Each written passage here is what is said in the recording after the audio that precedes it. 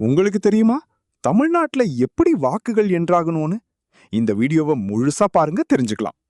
வாக்குப்பதிவு முடிஞ்ச பிறகு தேர்தல் அதிகாரிகள் இவிஎம் மற்றும் விவிபேட் இயந்திரங்களை வாக்கு எண்ணும் மையத்திற்கு கொண்டு சென்று ஸ்ட்ராங் ரூம் எனப்படும் பாதுகாப்பு அறையில் வைப்பார்கள். அரசியல் கட்சி முகவர்கள் முன்னிலையில் அந்த அறை பூட்டப்பட்டு சீல் வைக்கப்படும். வாக்கு எண்ணும் நாள் வரை யாரும் அதை திறக்க முடியாது. மேலும் சிசிடிவி கண்காணிப்பு மற்றும் துணை ராணுவத்தினரின் பாதுகாப்பில் அந்த அறை தொடர்ந்து கண்காணிக்கப்படும். வாக்கு எண்ணும் நாளன்று அந்த மையத்தில் எத்தனை தொகுதிகளுக்கான வாக்குகள் எண்ணப்படுகின்றனவோ அதற்கேற்ப தனித்தனி அறைகள் ஒதுக்கப்படும். ஒவ்வொரு அறையிலும் 14 மேசைகள் அமைக்கப்பட்டிருக்கும் மற்றும் அவை சுற்றி கம்பி தடுப்பு இருக்கும். தபால் வாக்குகளுக்காக தனியான அறைகள் ஒதுக்கப்பட்டு 500 வாக்குகளுக்கு ஒரு மேசை என்ற அடிப்படையில் மொத்த வாக்குகளின் எண்ணிக்கையை பொறுத்து மேசைகள் அமைக்கப்படும். உதாரணமாக, நாமக்கல் மாவட்டத்தில் 6 தொகுதிகள் உள்ளன என்று எடுத்துக்கொண்டால் அந்த 6 தொகுதிகளுக்கும் ஒரே மையத்தில் வாக்கு எண்ணிக்கை நடைபெறும் போது மின்னணு வாக்குகளுக்காக 6 அறைகள் மற்றும் தபால் வாக்குகளுக்காக 6 அறைகள் என மொத்தம் 12 அறைகள் ஒதுக்கப்படும். வாக்கு எண்ணும் நாளன்று காலை 8 மணிக்கு முதலில் தபால் வாக்குகள் எண்ணப்படுகின்றன. உதாரணமாக 4000 தபால் வாக்குகள் உள்ளன என்றால் அவை அந்த 6 தொகுதிகளுக்கு சேர்ந்த ஓட்டுகளாக தனித்தனியா பிரிக்கப்பட்டு ஒவ்வொரு அறைக்கும் அனுப்பப்படும்.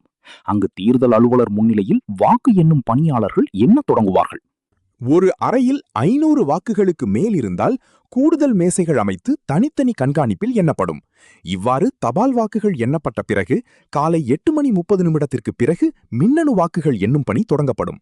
வாக்கு எண்ணும் நாளன்று ஒவ்வொரு தொகுதிக்குமான இவிஎம் மற்றும் விவிபேட் இயந்திரங்கள் அந்த தொகுதிக்கான தனி அறைகளுக்கு கொண்டு வரப்படும். அந்த அறையில் 14 மேசைகள் இருக்கும். ஒவ்வொரு மேசையிலும் தேர்தல் நடத்தும் அலுவலர், உதவி தேர்தல் அலுவலர் மற்றும் வாக்கு எண்ணும் பணியாளர்கள் அமர்ந்திருப்பார்கள்.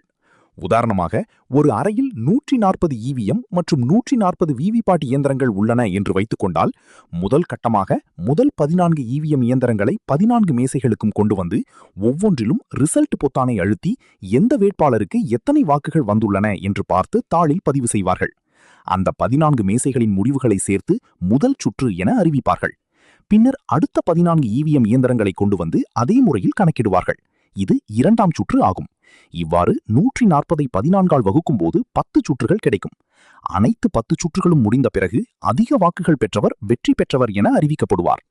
ஆனால் இறுதி உறுதிப்படுத்தலுக்காக அந்த அறையிலுள்ள 140 விவிபேட் இயந்திரங்களின் எண்களை 140 சிறிய துண்டுத்தாள்களில் எழுதி குலுக்கல் முறையில் 5 எண்கள் தேர்ந்தெடுக்கப்படும்.